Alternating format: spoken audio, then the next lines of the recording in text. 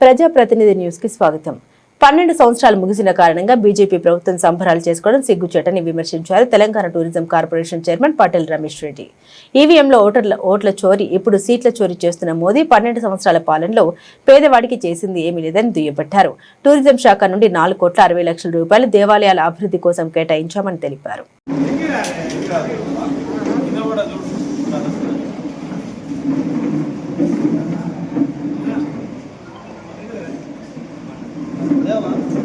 Nampally court కూడా కేసును కూడా విత్డ్రా కావటం జరిగింది.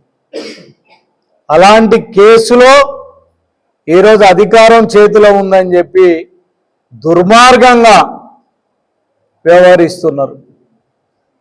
గతంలో బీహార్లో కానీ వెస్ట్ బెంగాల్లో కానీ మనం చూసినట్టయితే ఒక్కొక్క రాష్ట్రంలో 60 లక్షల ఓట్లు తీసేసి ఇలా అధికారంలోకి రావటం జరిగింది. ఇలా ప్రజాస్వామ్యాన్ని కూనీ చేస్తున్నారు.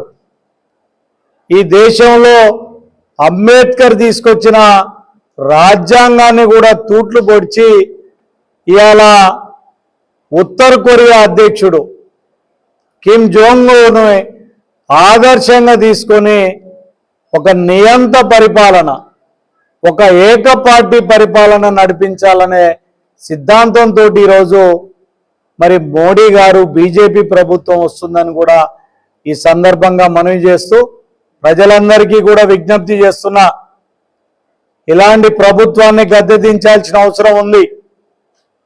కాంగ్రెస్ పార్టీ ఆ రోజు కేంద్రంలో అధికారంలో ఉన్నప్పుడు ఉపాధి హామీ చట్టం కానీ, సమాచార హక్కు కానీ, ఫుడ్ సెక్యూరిటీ బిల్ కానీ సాహసోపేతమైన నిర్ణయాలను తీసుకున్న ఘనత కాంగ్రెస్ పార్టీకి ఉంది. ఈరోజు ఈ దేశం ప్రపంచ దేశాలలో అగ్రదేశంగా మారిందనంటే దానికి కారణం కాంగ్రెస్ పార్టీ. ఈరోజు బీజేపీ 12 సంవత్సరాలలో ఒక్క ప్రాజెక్టును తెలంగాణలో నిర్మించలేకపోయిందనంటే వారి పరిపాలన ఎంత దరిద్రంగా ఉందో మనం అర్థం చేసుకోవాల్సిన అవసరం ఉంది. ప్రజలందరూ కూడా గమనిస్తున్నారు. రాబోయే రోజులలో మోడీ గారికి బీజేపీకి బుద్ధి చెప్పి కాంగ్రెస్లో రాహుల్ గాంధీ గారి నాయకత్వంలో కాంగ్రెస్ ప్రభుత్వం ఏర్పడుతుందని కూడా మేము పూర్తి విశ్వాసంతో ఉండి ఈరోజు బీజేపీ నాయకుల్ని మేము సిగ్గుపడాల్సిందిగా విజ్ఞప్తి చేస్తున్నాం.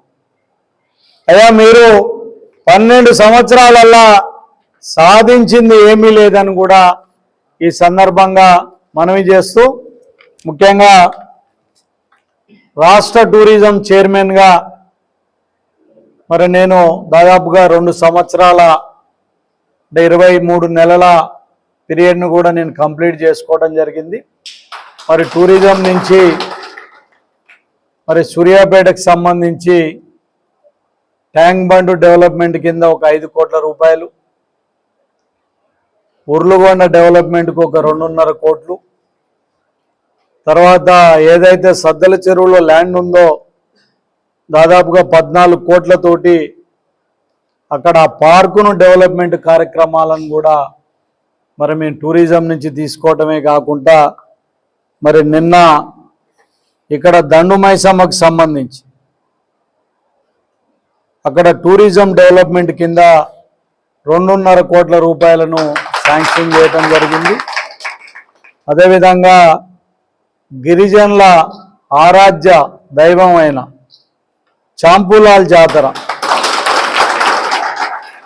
మరి గతంలో పోయినప్పుడు మరి వాళ్ళందరూ కూడా అక్కడ ఒక ఫంక్షన్ హాల్ కావాలని అంటే మరి 1,50,00,000 రూపాయలు అక్కడ కూడా శాంక్షన్ కావడం జరిగింది. అదేవిధంగా లక్ష్మీ నరసింహస్వామి టెంపుల్ అరవపల్లి, దానికి 60 లక్షలతోటి ఆ టూరిజం డెవలప్మెంట్ కింద ఆ కార్యక్రమాన్ని కూడా మరి టూరిజం నుంచి చేపడుతున్నాం. ఆత్మకూరులో ఒక పురాతనమైన టెంపుల్, ఆ టెంపుల్ డెవలప్మెంట్ కూడా ఒక 60 లక్షల రూపాయలు త్వరలో రాబోతుంది. మరి ఈ రకంగా టూరిజం నుంచి కూడా డెవలప్మెంటల్ కార్యక్రమాలను ఈ ఏరియాకు తీసుకొని దీన్ని డెవలప్ చేయాలని చెప్పి ముందుకెళ్తున్నామని కూడా తెలియజేస్తున్నాం.